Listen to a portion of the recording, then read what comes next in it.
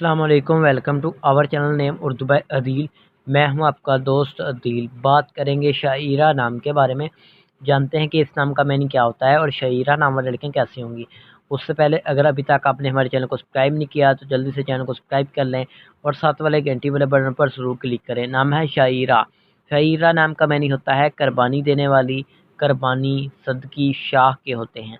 अगर बात करें शाइरा नाम के तहलीक ज़बान की तो ये अरबी ज़बान का नाम माना जाता है।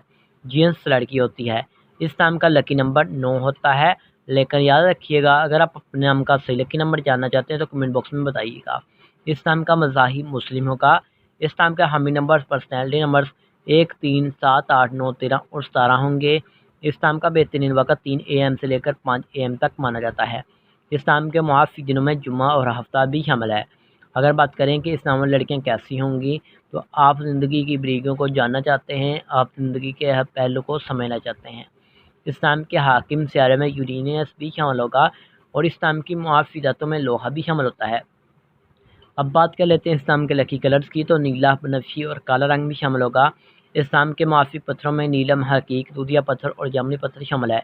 तो उम्मीद करेंगे कि आज वीडियो आपको ज़रूर पसंद आई होगी। तो thanks for watching this video.